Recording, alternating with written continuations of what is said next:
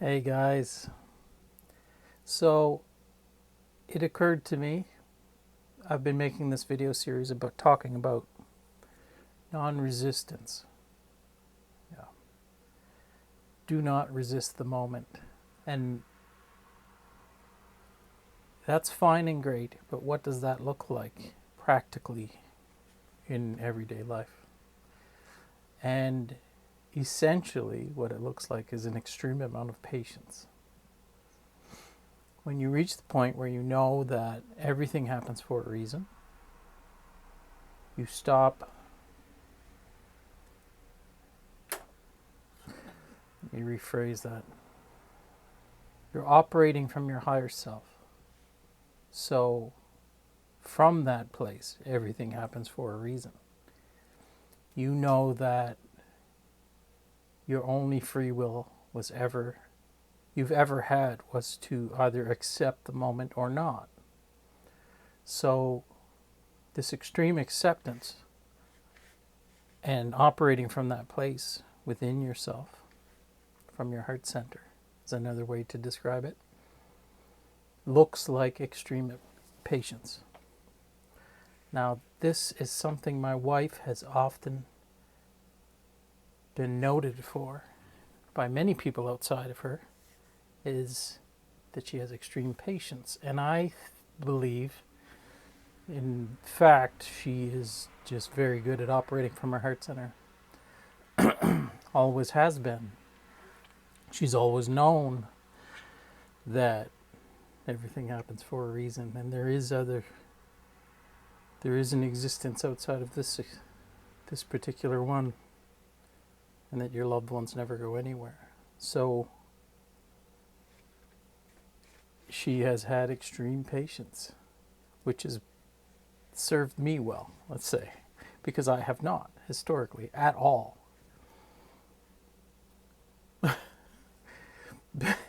Definitely not. Would not have been described as patient, but that has changed tremendously. So what that looks like I said, is abnormal patience for what you'd have been described as having before. And the best way to show you what this looks like is to give you an example. So yesterday, I was in the garden, and I had tomatoes which are exploding. The garden, in fact, is exploding. It looks amazing. I'll have to take you guys out there and show you. But the tomatoes had grown so much that they were above the cages, and they're starting to tip the cage over for the weight, which is wonderful. But I needed to pound stakes in next to the cages in order to hold them up. So I used up all the stakes I had, and I started scrounging for other stuff. And I found a old walking stick that had been broken, and I needed to sharpen one end of it. So I grabbed my handy dandy axe. I sharpened one end of it, and I was proceeding to pound it into the garden row to hold this cage up. And as I was doing it, with the back of the axe, obviously, I was hammering away. I wasn't particularly present. I was in kind of a mindset of, well, let's get this done and then move on to the next one. And very much in my mind. And as the universe does, it sends you distractions. You hear that ATV? How loud that was? I'll get to that in a moment. But it's distracting me from my purpose. Will I lose my patience? No. So I was hammering this bloody thing in with the back of the axe. I can't remember what it's called, the pole of the axe? Or, yeah, the flat part. Hammering, and a white butterfly flew right here, and I was like, oh, butterfly. And I smashed my hand. Basically hit it with a hammer across this part of the hand. I could see the square of the back of the axe on my hand, as a matter of fact. It hurt a lot. Now, historically, when I've done stuff like this, and I have plenty, I essentially throw a temper tantrum. and complain and maybe throw the axe or break something and curse and then stomp around and feel sorry for myself, essentially. This is what the ego does. It's resisting the moment. It's not present. It wants things to be other than what they are. And to my surprise, I immediately started laughing at the situation, even while I was in pain. So, yes, it hurt, but me not accepting it hurting, it does nothing for the pain. What has been done has been done. This was a lesson for me. And it was sent in the form of a butterfly to distract me. Beautiful butterfly, but I was so impressed because I just started laughing at the entire situation. I immediately recognized what was happening. And I didn't break anything. I didn't even curse. And self-deprecating comments about, how could I be so stupid? This kind of thing. This was the norm for me. This was something I inherited from my mother. And I no longer do it because I know that every moment of that was orchestrated. It was. I needed to learn this. I needed to be shown that how far I've come. And I have come a long way. This is something I've been striving to be.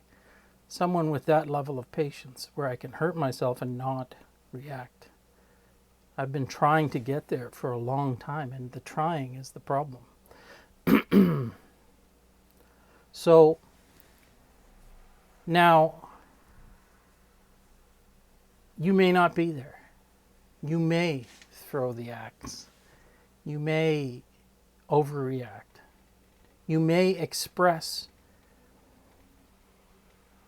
conditioned behavior from when you were a little kid still to this day. Now, the trick is to not blame yourself for that. If you have not reached that point where you can do that, I've just got here. I'm 49, almost 50 years old. So you got to give yourself some slack. This is hard to do. For us, patiently, what would you say? What would you call it? Historically lacked the patience of Job. For us, this is the lesson plan.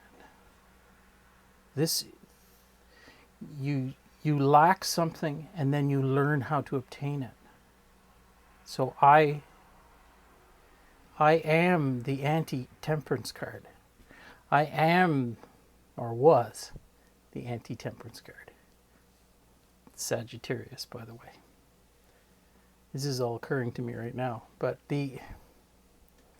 this patience was one of my major earthly lessons that I had to obtain. And it doesn't mean I won't fall back. It doesn't mean I won't go back to unconscious behavior when something like that happens in the future. What it means is I've come a long way. And I no longer throw things when I hurt myself. So, for those of you like me who had a patience issue, that's what it looks like. And in another lot of ways, the sounds, the noises, they distract me so easily. That large truck using its air brakes, or the ATV that passed earlier, historically would have driven me crazy. I would have not been able to even do this video because I hear everything. Every single noise around me, all it does is draw my attention and make me lose my patience. But what value would that be? I know that sound was sent at that very specific time so that I would speak about it on camera. If I lose my patience and I lose consciousness, then then I've lost the plot. The whole point is to stay conscious, to stay in your higher self, to stay heart-centered, no matter what's going on around you, pulling at your energy. And the universe will send you what it needs to test you. So that's what it sent me today. I was getting ready to make this video, and one of my beloved dogs decided to start chewing on a bone, and it was dropping it on the floor repeatedly, distracting me. Now, I would have lost my patience before, and I did not at all. I knew what was happening. It was testing my patience. I've come such a long way with this. So much so that the second time I took the bone away, he went and found it and started chewing the bone closer to my office. And so I patiently went back out and took it and put it somewhere where he couldn't get it. And it's unbelievable how the universe tests us. I'm certain I will fail at this in the future. I hope not. I mean, this has been a goal of mine since this awakening started. When I first awoke, I went into a full Kundalini Christ consciousness state where I had infinite patience, where I could see the bigger picture, where I could stay present no matter what was happening. And the loss of that ability was one of the worst losses in my entire life. I had it for 3 days, and it was such a better way of living that when it was taken away, I went into depression. I wanted to be that man with the patience forever, because I knew it was a weakness. It was a area where I was struggling to be that man, and I no longer struggle to do that. I'm not perfect. I'm sure I will fall back, but wow, I just hit myself with an axe and didn't lose my temper. And ask my wife how that would have gone before. So that is the real world consequences of understanding that you are not in control and letting go of what happens. That is the end result of a lot of work for me. I don't know how much work it'll take for you. Maybe you don't have the impatient gene that I had. But rest assured, there is something that you're working on here. There's something that your soul came here to master. And if it's patience, that's what it will look like. If it's something else, it'll look completely differently. But you can be certain that the universe will find a way to test you and show you how to obtain this. This is the wisdom school. And one of my majors was patience. And I'm pretty close to graduating. I am not in Christ consciousness. I know what it feels like to be like that. There is never a moment of unconsciousness. That's essentially what Christ consciousness is. There is never a moment where you drop out of your higher self or your heart center. You always stay. Isn't that a wonderful thing? Can you imagine if everybody in the world was in that state? Do you see where we're headed? I do. And I see how far I've come, and I see how close I am to accomplishing that goal of learning temperance, learning patience. Yeah. So, You know, there's a quote that Eckhart often said, and I used to use it. And it was, you wouldn't get mad at the wind for blowing. Why would you get mad at that car for brake checking you or cutting you off in traffic? Do you see? There is no difference. Any external force can be applied to you in order to teach you the lesson you need at the time. Free will is an illusion. Your only choice is whether to accept it or not.